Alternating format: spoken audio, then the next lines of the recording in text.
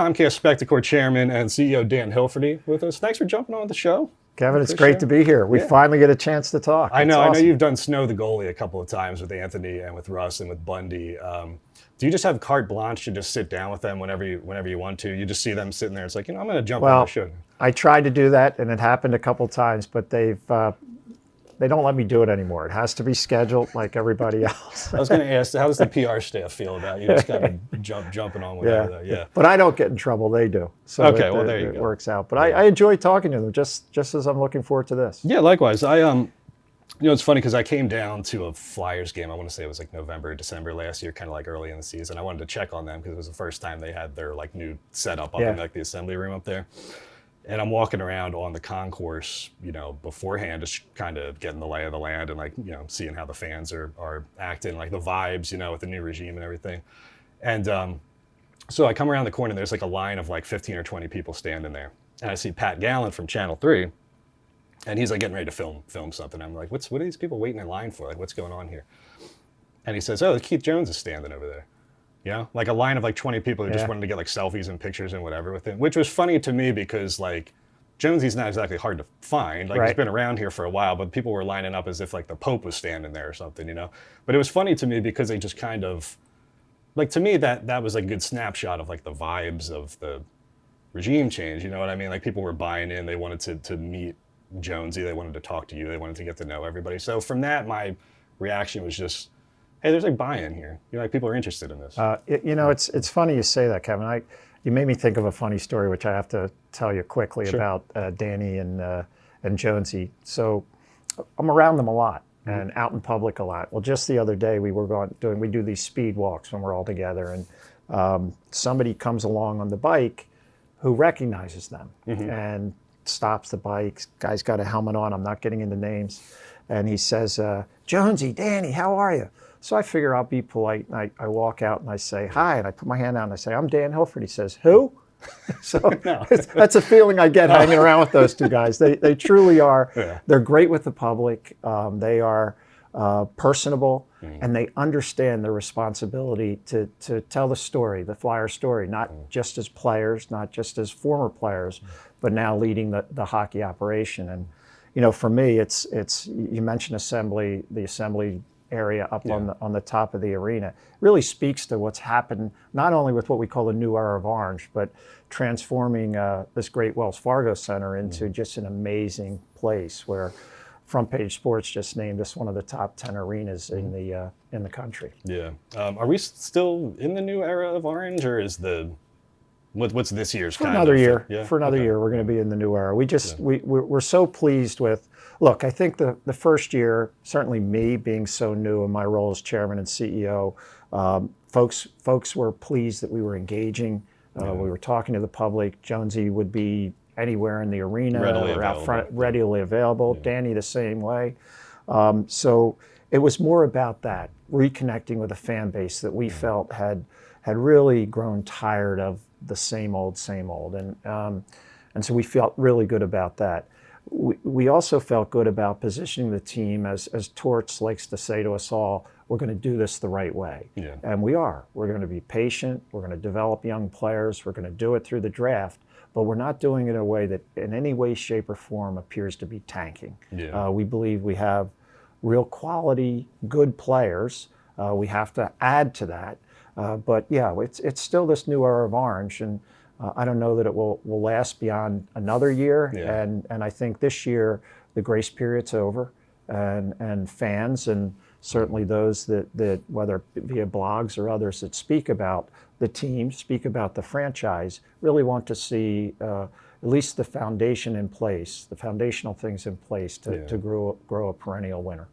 Do you sense that there's patience in the fan base, or are Flyers fans itchy to build this roster and get going? Because the stereotype of the Flyers fan has always been like, we want to win, we want to win, we want to win. We're not going to tolerate any kind of rebuild or whatever. We're always going to put a competitor out on the ice. Is it a different fan that you've got to know in the last year, or what's your kind of sense of where they're at? Well, I firmly believe, and this is not to be critical of anybody that was in these various positions in the past, that we've really put together a combination in Jonesy and in Danny, and you throw Torts in there with his unique personality and his fiery brand, which is, I think, attractive. Certainly one way to put it. Yeah, is attractive to most of the fan base, if not all, and myself, that we've been open where we can. Now, the whole Jamie Drysdale situation was one that we had to keep under wraps. When a player of Gautier's caliber decides he does not want to play here, we had to make sure that we max the potential of bringing an asset. And we're really pleased with Jamie Drysdale. So the point being, things that we can be open about and transparent about, we're going overboard to do that, while at the same time doing the things we need to do to maximize the potential of growing the brand. Yeah, I think so too. I think when you boil down the Philadelphia sports fan to a very simple concept, I think they're willing to buy in and go along with a lot of things, but they just don't want to be bullshitted. You know, that's all it is, really. I mean, like, just be honest with me, which I think you guys were with the Cutter Gauthier thing and the Jamie Drysdale thing and the position of the franchise now. And I don't know, I've always felt people think the Philadelphia sports fan is some complicated, entity. I don't think it is. I think if you're honest with them, they'll be honest with you. And there's a reciprocity there and an appreciation of, the communication, right? But Kevin, like, we've both grew up here. I'm obviously a few generations ahead of you, but you played soccer. I played basketball. A fan of every Philadelphia team. So I've been upfront that I can't get rid of my fan hat. Like, even when I'm sitting in the GM's box with Danny and Jonesy, and frankly, they teach me hockey while I'm watching. Yeah. I'm a fan, but I can't tell you how much I've learned over the past year being around them. But look, we talk about being patient. We talk about doing this the right way through the draft, all the things we've been saying, and I believe it.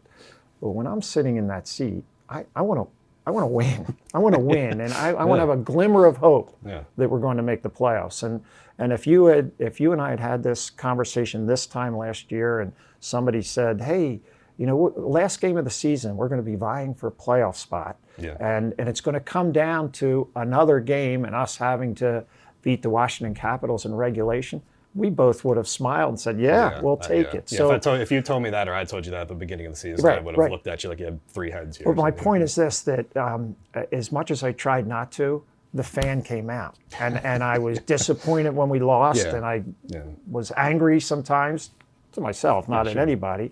But so fans want to see progress, and fans can be impatient. Philadelphia fans, that's why we're so great. Because we are impatient, because we expect the best from our teams. But at the same time, I do feel that there's an appreciation for the way we're going about this and more transparent. They might not agree. I get stopped in the street now, and the folks say, "Hey, I wish you'd do this, or this." And I always say, I wish I had I'm a fan like you are, and I want to see. I understand where you're coming from. Yeah. Right. Let's switch gears then. Let's talk about the sports complex revamp and the Sixers arena stuff. Where are you guys right now with the whole plan? I know that the Phillies are in with you. You mentioned in the last press conference that you've been in contact with the Eagles. What can we expect in the coming weeks or months this summer? What's kind of the lay of the land right now? So first and foremost, you've nailed it. We are about to announce that the Phillies partnership is real. It's in place. We are continuing the dialogue with the Eagles. I have to take a step back and think about why the sports complex was developed in the beginning, and why you see it in other regions of the country as well.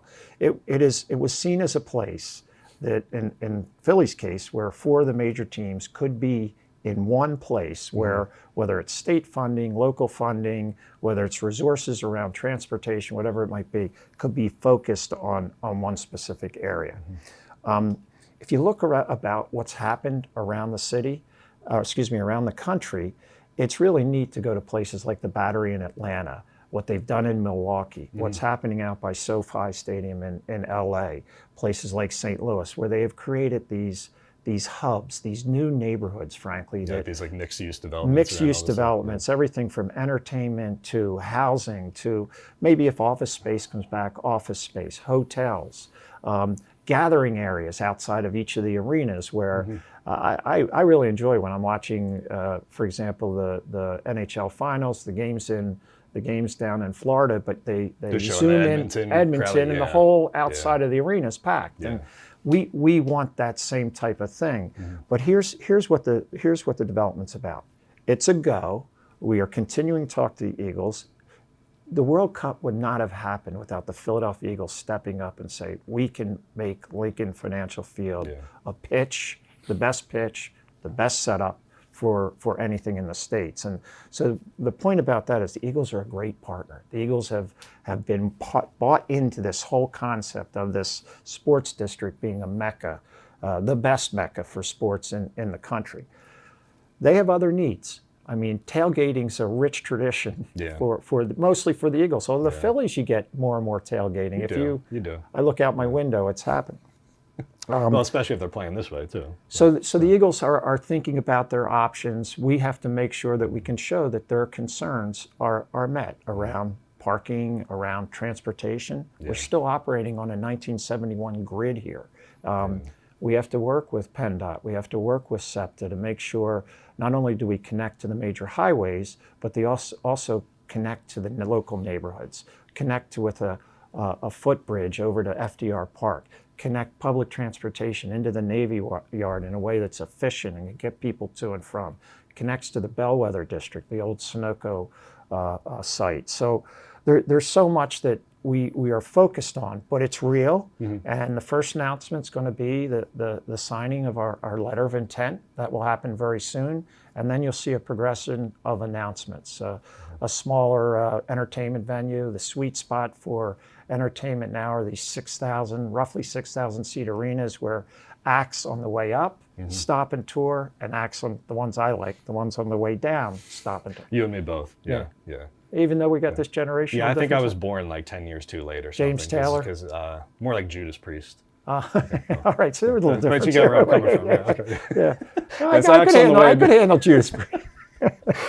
Acts on the way down. So what I'm saying to you, this is real. It's a 10-year project. It's because that's been the number one criticism. Well, besides the parking, everybody complains about parking all the time. But the main thing besides parking that I heard when we put up the the post on the site with the renderings, I guess, right, is people saying, we've been hearing about Comcast wanting to do this for 20 years.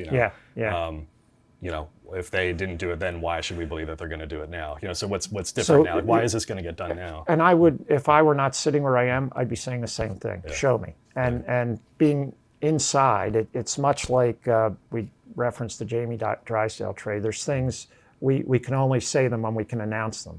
But we're at a point now where the momentum will pick up. We'll be naming partners. Hopefully get to a point where the Eagles will stand up with us and be supportive.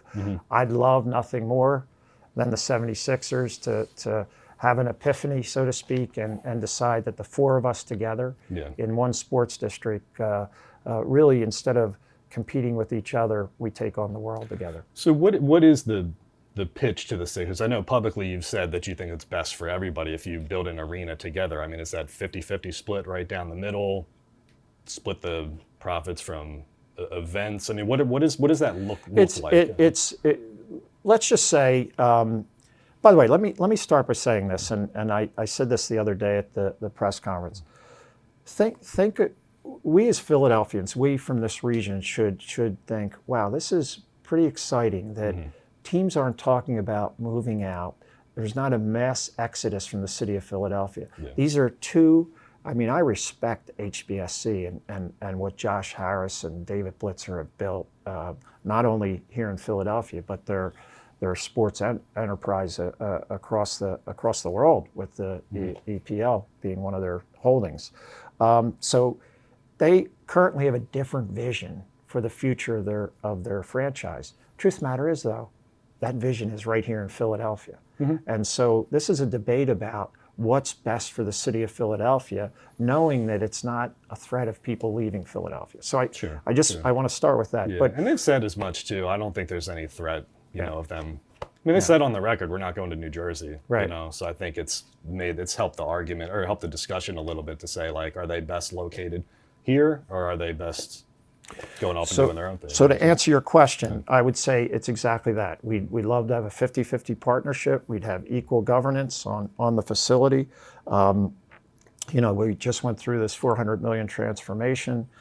It's a state-of-the-art arena, and there's more to come in that regard. Mm-hmm. So if we could get a dialogue with Josh Harris and David Blitzer and team, it would be about forming that 50-50 partnership, and at the right time, together, building a new arena. Mm-hmm. What we've invested in this arena, we want to make sure we get the life out of it, but we're maintaining a site, because whether the Sixers stay or go, at some point we're going to build a new arena. Yeah. Might be past my time here, but certainly we're going to do that. So we would say, do this with us together. Mm-hmm. Let's go out, let's get the best acts, which, by the way, 98% of the acts we want here today, we get here. Mm-hmm. But let's do it together. Let's compete against the world instead of competing against each other. Yeah, I think that's the thing I've been trying to reconcile, because initially, I think when we were writing about it on the website, my thought was, look, if a tenant wants to leave a landlord, they're going to do it, Right. But yes, the fact of the matter is that oftentimes the tenant and the landlord don't end up competing against each other, which would be the case here. And I know that in previous interviews, you've said that is the one thing that bugs you, is the comments that they've made about scheduling, 5 games in 7 nights, wanting to control their own destiny, things like that. But what if you approach them and they say, no, we want to do our own thing? Are you prepared to do this with the others? They've consistently said that. Yeah. Exactly, that this is their vision.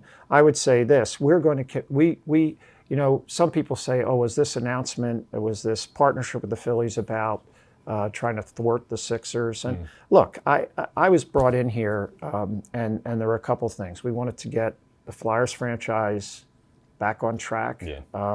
They went to a guy who's a fan, not an expert at hockey. Number 2, we wanted to maximize the potential of Comcast-Spectacor, and in effect build our own sports and entertainment empire, frankly, that is second to none, not only in the States but in the world. And the third thing was to look at what can we lure the Sixers back, mm-hmm. number 1, and number 2, let's really take seriously what, you're right, has been thought of for the past 20 plus years. How can we develop this great sports district into a neighborhood? I like to say the next great neighborhood in Philadelphia, that maximize the potential of South Philly, including the Navy Yard, including the Bellwether District, mm-hmm. and including the amazing communities and neighborhoods that are right here, right now. One of the questions that's kind of fascinating to me, I don't think anybody's really asked it. I kind of wrote about it in a general sense in a story that I did, but one of the Sixers' main claims is they keep repeating this line of controlling their own destiny. The way the scheduling works now is you guys take a date, they take a date, you flip back and forth until the schedules are filled, and then the concerts and everything else comes in, right? That's a very generic way of saying it. They talk about it from a competitive sense of, if we're in our own building, we don't have to play as many back-to-back games. We don't have to do as many 5 games in 7 nights. Maybe it opens up, prime time or Christmas Day, things that they don't have to compete with. So their whole thought is look, if we don't have to compromise, we can kind of set our own thing and do our own thing. Is that not a two-way street? I mean, if the Flyers don't have to compromise with the Sixers, then doesn't that ease your back-to-back congestion in your schedule and open up doors for you at the same time? So I could go on for half an hour and with the responses. Let me say something. I'm gonna do this in 3 parts, and I'll try to be very brief. No problem. Cut me off if I'm not. There are 14 cities across the country where there's both an NBA team and an NHL team. Mm-hmm. Now with Arizona moving to Utah, 11 of them, NBA team, NHL mm-hmm. team, share the facility. Yeah, they're going to share with the Jazz in that building. Yeah, same owner. Yeah, and for the first year or two, there's going to be some obstructive views and all, but eventually they'll build a new arena together. Yeah, it's better than them playing on a college campus. Who just won the NBA championship? Boston Celtics. Boston Celtics. You've forgotten already? No. I tried to work that out. No, but I'm an avid Sixers fan, and it hurts. It hurts to watch those guys parade around again. Yeah. But I'll say this to you. Boston Garden, owned by the Boston Bruins, forever, the tenant has been the Boston Celtics. They just won an NBA championship. They have done a great job, not only together, cohabitating, but maximizing the potential of both franchises. Yeah. And creating an environment that attracts the greatest acts that people in Boston are proud of. And by the way, about the same time that we built this building, they too have done a major transformation, major renovation. So is Madison Square Garden. So the point being, those cities are able to, those franchises are able to make it work. Yeah. We both have to give. And we both have to make sure that we make room for these amazing acts that come in here year after year. So that's kind of the first piece of it. The second piece is content. I mean, let's just really think about what's the max potential. I mentioned earlier in our conversation about 98% of the acts we want, we get here. If there were more out there, we get them. You take a place like Houston, single arena. They're about to overcome Chicago as the third largest metropolitan area in the country. Right. Well, they get roughly 60 acts. We're just below that, but not far below it. Don't you think if there were more acts out there, they would get them? So then let's talk about how it will impact 76th place. We hope the Sixers make the playoffs, make great runs every year. I get excited about it. So let's say they play 50 games a year.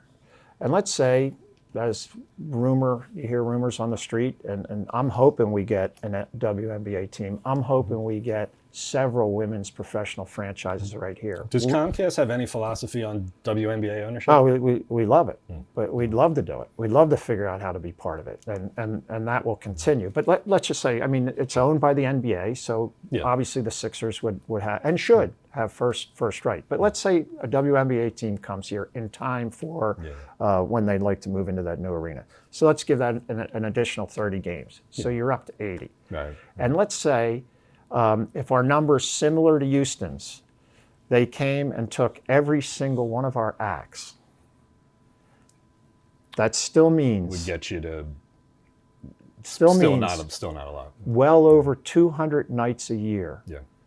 That place would be And quiet. that's quite honestly, like, that's the biggest question that I think they have to answer. You know.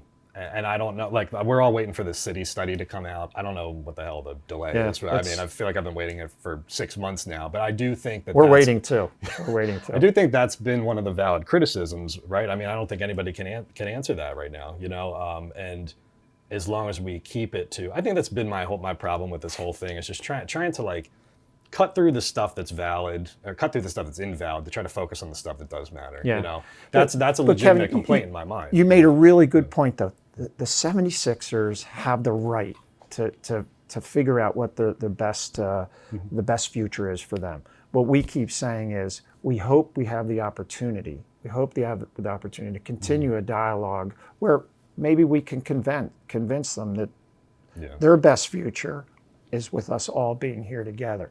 The next thing is, and you mentioned this in talking about the interview about the fan experience, right? Yeah. So there's a couple ways we can go at it. Traffic is one. That's the number one thing. People say traffic and parking more than anything.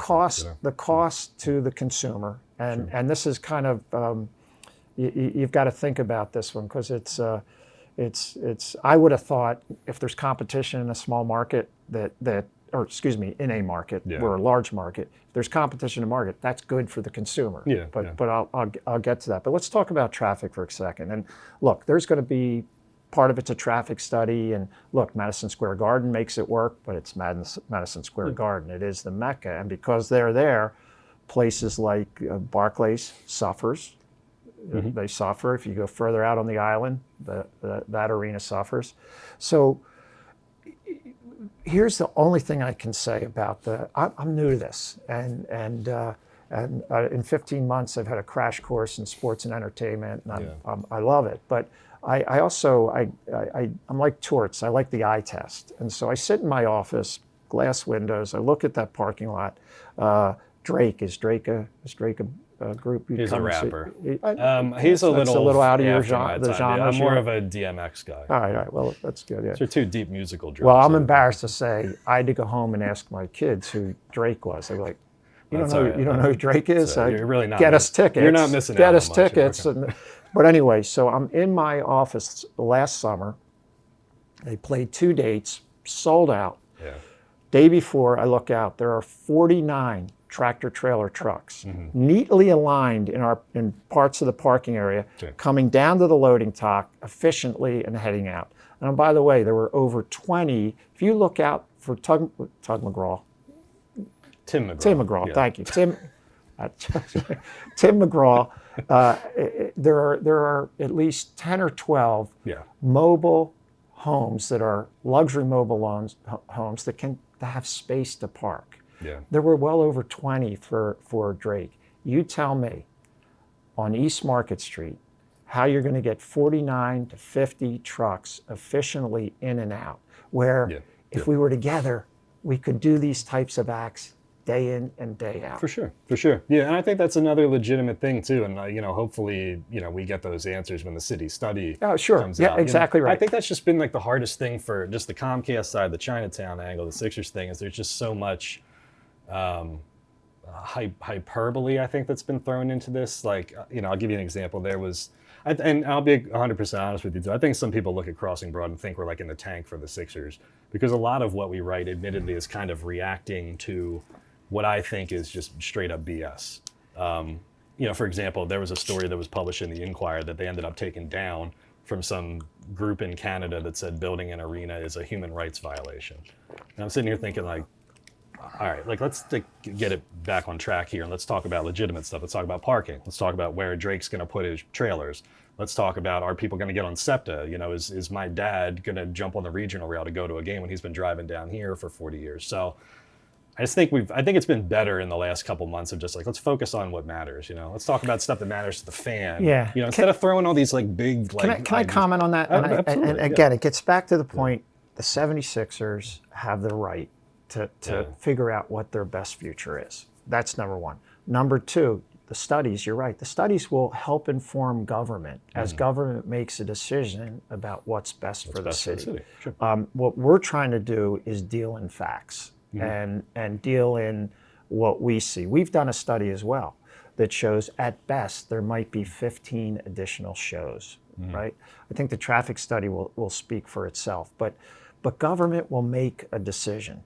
And the Sixers have said clearly that they're not going to seek funding, yet from our perspective, it's going to be very difficult without significant infrastructure funding to make that site work. But the studies will come out. Yeah, I think that's in the absence of that, where everybody wants to fill in the blanks on their own. And the mayor and council will make a decision to let them try to go forward. Then we'll see if they actually ever build an arena. But the truth of the matter is, it is their right, and I want to be very, very clear about that. But we are going to make sure that as everybody reviews the studies, that we have 50 years plus experience at doing this. Yeah. Be in the Ed Snyder days when they first combined with Spectacor, combined with Comcast, the plan was to keep the spectrum. We had the Phantoms won a Calder Cup. Yeah. And other than the last year, when every act that had played the spectrum, one last shot at the spectrum, everybody realized 2 arenas just don't work.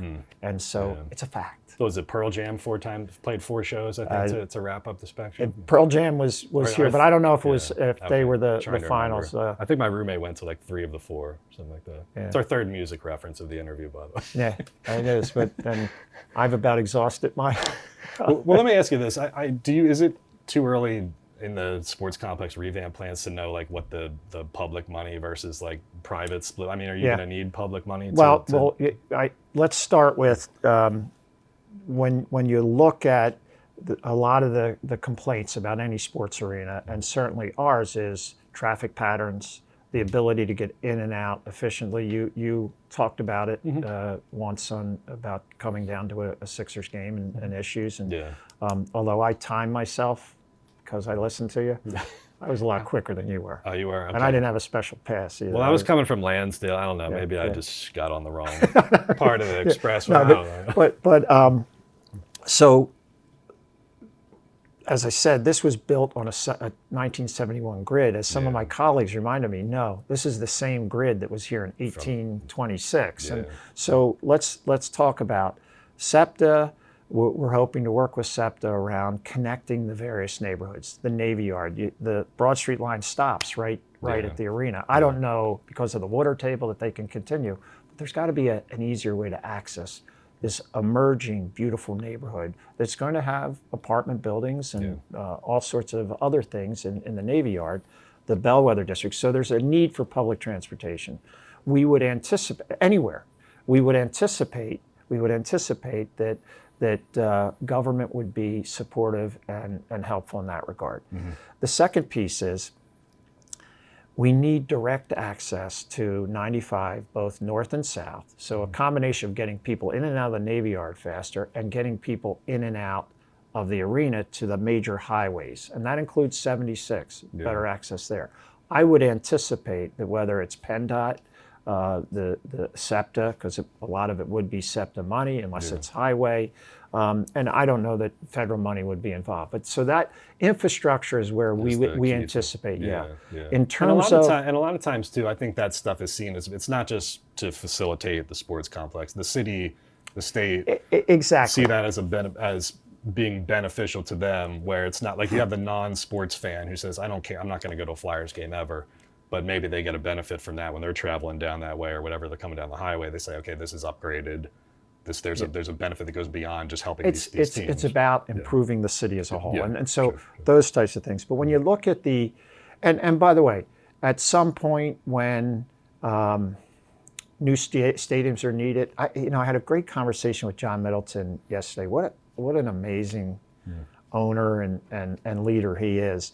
John talking about, like, think about the best baseball experiences. Even though fans' experiences, how they want to view baseball games has changed over the years, but Camden Yards, they were just down there last weekend. The fan experience, that's now an aged stadium. It is. You look at where the Cubs play at Wrigley. I mean, baseball's a bit different. You can make the modifications that you need, but at some point when folks need new arenas, that's going to be each franchise's approach to state money or local money that they're going to have to consider. But in terms of the development, the first announcement very shortly is going to be this music venue, all privately funded. Hotels, all privately funded. Living space, apartments, all privately funded. Other amenities, we're looking at everything from the Philadelphia Sports Museum. We're hoping to pull that together and attract that down here, to other attractions, to restaurants, other entertainment space, privately funded. So we're looking to do that. Got two more for you. All private. Sorry. All private. Got two more for you. Number one. Why'd you squirm a little? I'm a little nervous. No, about this I'm laughing at this one because it's this like go-to that I use all the time. I'm sure you know somebody. Everybody in this area knows somebody who has probably been like vacationing at the same spot at the Jersey Shore for 40 some years, right? Our family's been going down to Sea Isle for 40 whatever. It's not because used to play hoops on 40th Street. Okay, there you go. Hoops, courts were shorter. Recently revamped, by the way, continuing the theme. But we don't go to Sea Isle because Wildwood sucks. It's just we go to Sea Isle because that's where we've always gone, and you're familiar with it and you're comfortable with it. And Philadelphia is the most old school, parochial, provincial town that there is out there. And I talk to a lot of people, whether it's the Sixers plan or the Comcast plan or whatever they say, I like it the way it is. I just want to drive my car down here. I want to do my tailgate and like cook my hot dogs, and then I want to get in the car and go back home. And they say, why do we need all this fancy stuff? I'm not down here to go shopping. I'm like, what are we putting in apartments? I got where you're going, so I'm like, how do you like reconcile the fact that there's like that old school fan who's just like, I like it the way it is. Do we need to do all this fancy stuff? So let me comment on the Shore first, because I'm Ocean City. I actually, my father died when I was young, and my mother moved us all to Ocean City. She told us we were going down for a week. We never came back. My house, that I have, my daughter's house up the street, were on my paper route as a kid. Guy was a good tipper. Did you have paper boys?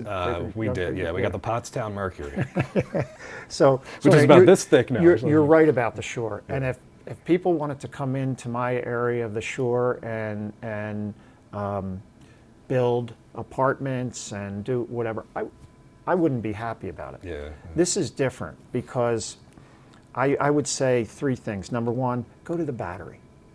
Go to St. Louis. Yeah. Go to Milwaukee. Go to some of these places that they've turned it into a place where you can do more than just.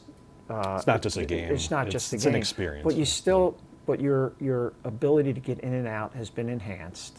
Parking's still the same. And if you don't want to be part of that, you won't be part of it. Yeah. But what we're finding is, I mentioned about how John Middleton speaks to fans wanting more out of the experience. John and I were fortunate, along with Comcast, they have their regional headquarters in Atlanta, to host Mayor Parker and an entourage a few weeks back. It was a game day. We were there at 10 in the morning, roughly. People walking their dogs, people sitting out having coffee at different places, kids throwing a baseball on the green area in front of the stadium. So those that want to just drive and park and go to the game or take public transportation to go to the game, their experience won't change. But we firmly believe that, I'll tell you what, if an apartment goes up, Joan and I have talked about it. Like I'd want to rent an apartment because as a fan, I'd like to experience it. So I think you can live in the old world, be comfortable in that space, be comfortable of experiencing it the way you did, or you can be what's really changing in the way fans want to experience their sporting events. It's a good segue into the last thing I have for you. It's not even really a question. It's more of just like an observation that I'd like for you to react to. I think the thing that bothers me the most about Philadelphia and just the region in general is this attitude of whenever anybody suggests something, it can be anything. It can be a big project, it can be a small project. Whenever anybody suggests anything at all, the first thing you hear is 10 reasons why we can't do this, we can't do it because of traffic, we can't do it because of parking, we can't do it because, and you get like 40 Negadelphia responses, I hate how we think about that because then everything gets stuck, nothing changes, nothing's ever upgraded. You got to drag people into the future with you. I think what's been good in recent months is you've got a Comcast plan, you've got a Sixers plan. Never in my life have I experienced so much just idea sharing and people talking about these things and studies and like actual meaningful discussion about what's honestly like what's best for the Philadelphia sports fan and what's best for the city of Philadelphia. So I'm happy that we've gotten out of the toxicity of maybe like the first year of the Sixers and them getting crushed every 5 seconds to let's talk about these plans. We got a city study coming. It feels very anti-Philadelphian in a good way. Finally. So let me. I'm so happy you asked this question, and the way you finished it of saying, this is a good thing that we're having this debate. And I used to think that we were, because we were told we were the snowballs at Santa Claus, all the things that the stereotypes that we as fans faced. And then I occasionally I'd go to a Sixers game in another city or an Eagles game somewhere else or even a Flyers game elsewhere, Phillies. But this year, so played 82 games. I was fortunate to go to about 60 games. So that means I went to almost 20 games out of Philadelphia. And I noticed fans boo there. I noticed there's the occasional fight off in the corner. So I think we're really, at the end of the day, we're maybe a little more passionate, but there are passionate fans everywhere. And that kind of that negative thing comes through. But what I want to focus on is kind of the second part of your discussion. I was fortunate in my old role as CEO of Independence Health Group, Independence Blue Cross, to be chair of the Chamber of Commerce. And it was the 2 years just before I retired, but just as we were moving, the second year we were moving into the pandemic, COVID pandemic. The talk of the city then was, we're truly emerging as a world-class city. The most diverse world-class city out there. And there was a vibrancy, there was an excitement about it. COVID hit and everything, the dialogue changed. People kind of weren't comfortable being around and now it's coming back, and that takes time. And I firmly believe this debate, this very healthy debate about the future of the sports arenas in Philadelphia, and HBS is to be commended for that, just as we and everybody else in the sports and entertainment area business should be commended for having that dialogue. But you know, if we stop and think about it, there was a worldwide study by some institute affiliated with Oxford, came out about 2 weeks ago, of the 1,000 top cities in the world. What do you think this pretty objective review of the cities, where do you think Philadelphia came in? Oh man, 1,000 cities. thousands. Well, there's a lot of cities. Top 50. 33rd. Yeah. Good job. Good. Yeah. That's Okay. 33rd. So, look, we tend to. You're right. Think of the negative, and I love how you said. But Phil, it's basically isn't it a way of saying like, why we deserve? We can have good stuff too. Exactly we can have right. nice things too. Exactly It's right. like just trying to get people philosophically to. But we put everything from Shift. dining, where all of a sudden we're being recognized for Beard Awards, the type of entertainment we bring here, the type of development that's going on. People of your generation and below, they're flocking to Philadelphia. Yeah. So we do have something to be excited about, and I hope we never lose our passion. I hope we never let our teams know what we're thinking, although sometimes it hurts. But at the same time, you, me and my role, you and your role, we can trumpet. We can trumpet that, hey, hold on, take a step back and look how great this is, that we're talking about growth and prosperity in the city of, what did Jimmy Kenny or Michael Nutter always say, brotherly love and sisterly affection. Yes, that's right. Yeah. Pretty good. I had to dig back into my eyewitness news days. That's right. That's right. So, Kevin, that's how I look at it. Yeah. I'm bullish on Philadelphia. I'm bullish on our sports teams. We are committed to maximizing the potential of this great sports district. And stay tuned. We're going to announce more with the Phillies. Hopefully the Eagles at some point. But I want to be very clear. We're here to compete. Our preference would be that all of us working together would compete against the world, but we're here to compete, and we're here to maximize the potential of this great facility. Well, I look forward to seeing what happens next. Thanks for the time. Thanks, Kev. Appreciate you It's coming good on, and we will. Great to do this. Yeah, we will do it again sometime. I hope so.